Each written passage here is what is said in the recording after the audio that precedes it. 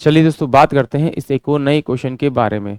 इस क्वेश्चन में एग्जामिनर ने कहा in an election between two candidates 75% of the votes enrolled in the election cast their vote, out of which 2% were declared invalid.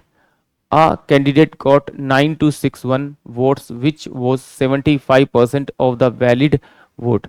The total number of enrolled voter in that election was.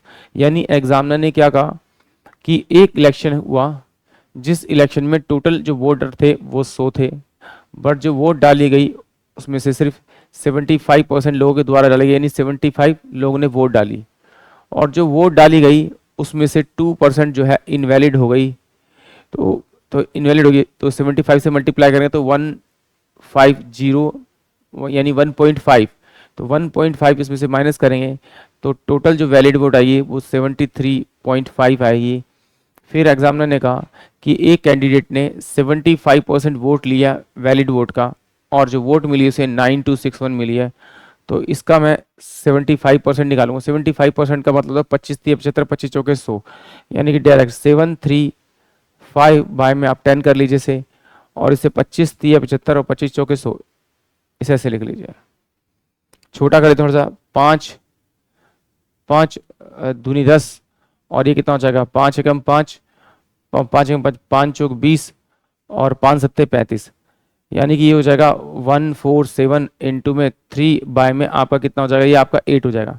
But examiner कह रहा है कि जो ये value है वो किसके बराबर है, आपकी 9261 के बराबर।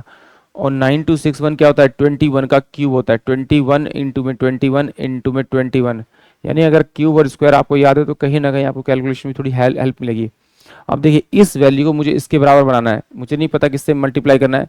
तो 9261 को अगर मैं 147 इंटू में 3 मल्टीप्लाई बाय 8 से मल्टीप्लाई करूँ तो मुझे यही वैल्यू मिल जाएगी।